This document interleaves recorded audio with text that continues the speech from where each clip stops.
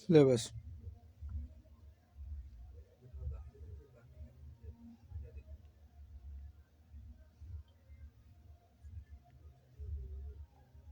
संविधान को लिखने वाले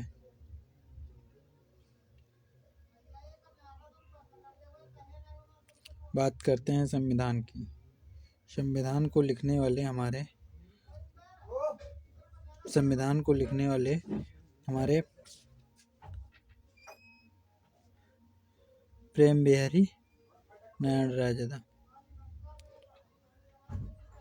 सिलेबस की बात करते हैं।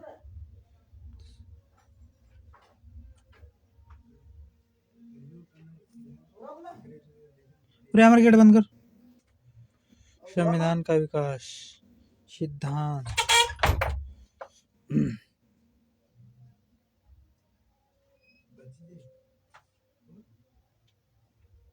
संविधान का विकास, संविधान का स्रोत, प्रस्तावना, अनुसूची, महत्वपूर्ण भाग, अनुच्छेद, संघ एवं राज्य क्षेत्र, नागरिकता, मौलिक अधिकार, राज्य के नीति निर्देशक तत्व, संघ, राष्ट्रपति, उपराष्ट्रपति, मंत्रिपरिषद, महान्यायवादी, संसद, सुप्रीम कोर्ट, सीएजी, महालेखा नियंत्रक।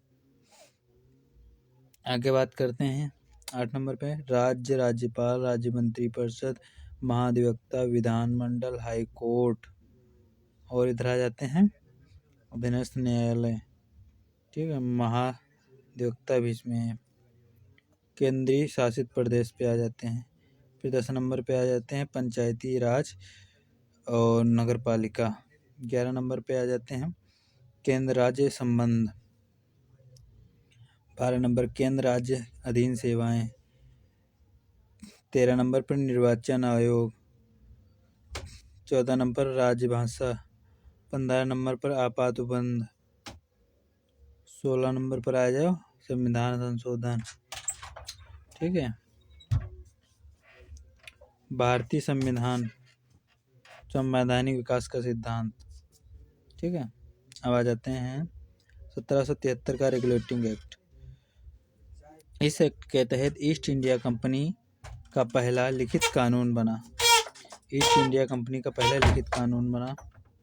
आगे आ जाते हैं। इस एक्ट के तहत ही बंगाल के गवर्नर को गवर्नर जनरल बना दिया गया, जिसके तहत लॉर्ड वारेन हेस्टिंग बंगाल के अंतिम गवर्नर के प्रथम गवर्नर जनरल बने। प्रथम गवर्नर जनरल और अंतिम गवर्नर कौन बना है? Warren Hastings, lord Warren Hastings. इस एक्ट के तहत ही बम्बई मद्रास प्रेसिडेंसी को कलकत्ता प्रेसिडेंसी में मर्ज कर दिया गया। ठीक है, और इस एक्ट के तहत ही पहली बार कलकत्ता में सुप्रीम कोर्ट ऑफ जुडिकेयर की स्थापना की गई, जिसमें एक मुख्य न्यायाधीश तथा 3 अन्य न्यायाधीश सहित कुल 4 न्यायाधीश थे, जो निम्न हैं। नंबर 1 जो थे हार्डर, चेम्बर और सिएस्टर। ये तीनों जज थे, न्यायाधीश। एक ये मुख्य न्यायाधीश थे। कौन थे? एलिजा एम्फे ये हमारे मुख्य थे। इसमें 4 सदस्य थे, इसमें जो ये वाले मुख्य थे, ये मुख्य। ठीक है, अब आगे आ जाते हैं। यह न्यायालय 1774 से कार्यरत हुआ एवं इसे अपनी अपीली अधिकारित भी प्राप्त थी। ठीक है, तथा न्यायालय के खिलाफ अपील इंग्लैंड के प्रेसिडेंट में की जा सकती है। ठीक है। और 1773 में बात करें एक्ट के कंपनियों को दूर करने हेतु 1781 में एक्ट ऑफ स्टेटमेंट लाया गया, जिसके तहत बंगाल के गवर्नर जनरल को बंगाल, बिहार तथा उड़ीसा के लिए विधि बनाने का अधिकार बन गया। ठीक है, आगे आ जाओ। 1783 का पिट्स इंडिया एक्ट, इसके बारे में बात। इस एक्ट के तहत कंपनी के कर्मचारियों पर रोक लगा दिया जाए। ठीक है, इस एक्ट के तहत कंपनी के कर्मचारियों पर उपहार लेने के लिए रोक लगा दिया जाए। यहाँ पे था उपहार लेने के लिए रोक लगा दिया जाए। ठीक है, अब आ जाते। इस एक्ट के तहत कंपनियों को व्यवसाय एवं प्रशासनिक कार्यों को अलग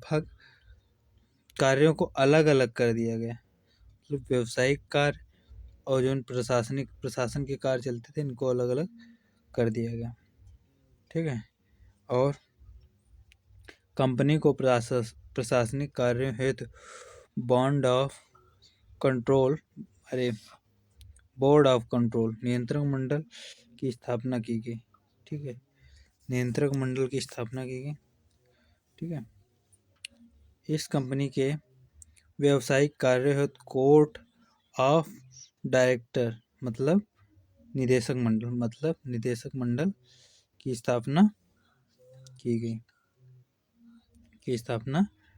गई। आगे आ जाते हैं।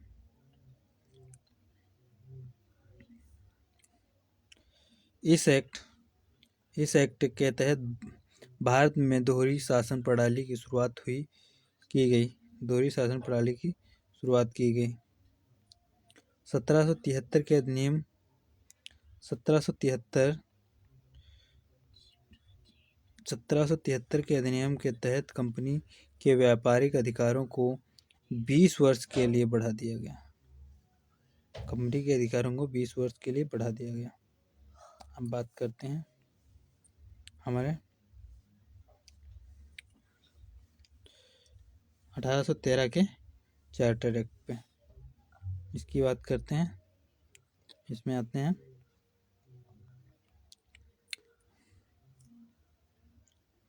इस एक्ट के तहत कंपनी के व्यापारिक एकाधिकार को समाप्त कर दिया गया, किंतु चीन के साथ भारतीय चाय पत्ती के व्यापार का एकाधिकार चलता रहा। यहाँ पे हमारा व्यापारिक एकाधिकार खत्म कर दिया गया यहाँ पे। ठीक है, लेकिन चाय के जो है भारतीय चाय के साथ व्यापार का एकाधिकार चलता रहा। वो आगे आ जाते हैं। इस एक्ट के तहत ब्रिटिश सरकार ने भारतीय शिक्षा तथा साहित्य के विकास हेतु 1 लाख रुपए प्रतिवर्ष खर्च करने के बाद कही। ईसाई मिशनरियों को भारत में प्रचार प्रसार करने की अनुमति दी। यहाँ पे बात की गई है कि ईसाई मिशनरियों को भारत में प्रचार प्रसार की अनुमति दे दी गई। ठीक है,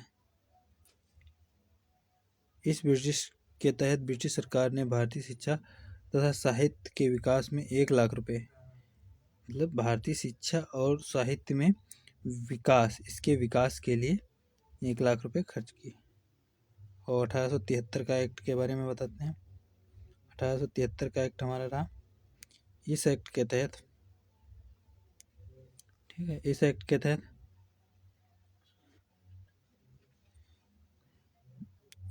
के तहत कंपनी के व्यापारिक एकाधिकार को पूर्णतः समाप्त कर दिया गया। इस एक्ट के तहत भारतीय कंपनियों का एकाधिकार पूर्णतः समाप्त कर दिया गया। ठीक है,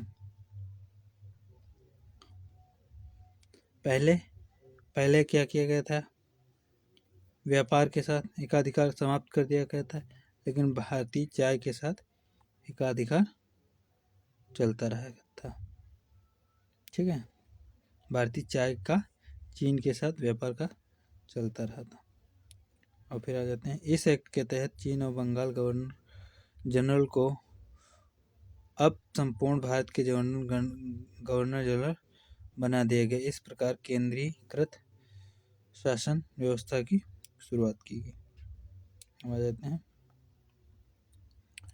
लॉर्ड विलियम बेंटिक बंगाल के अंतिम गवर्नर जनरल किंतु भारत के प्रथम वायसराय बने। ये बंगाल के अंतिम गवर्नर किंतु भारत के प्रथम वायसराय बने। ठीक है, इस एक्ट के तहत सती प्रथा, ठगी प्रथा, बाल विवाह निषिद्ध कर दिया गया। इसमें ये ठगी प्रथा और सती प्रथा का कर निषिद्ध, विवाह निषिद्ध, बाल विवाह को निषिद्ध कर दिया गया। ठीक है,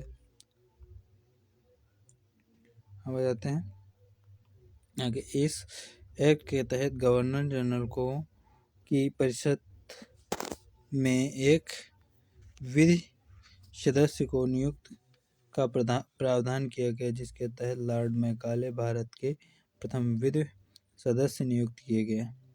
लॉर्ड मैकाले ने ही 1884 में शिक्षा के से संबंधित डेन श्योरी हनन का सिद्धांत दिया, अंग्रेजी शिक्षा का माध्यम बनाया तथा अंग्रेजी शिक्षा का माध्यम बनाया। ठीक है, अंग्रेजी शिक्षा का माध्यम बनाया।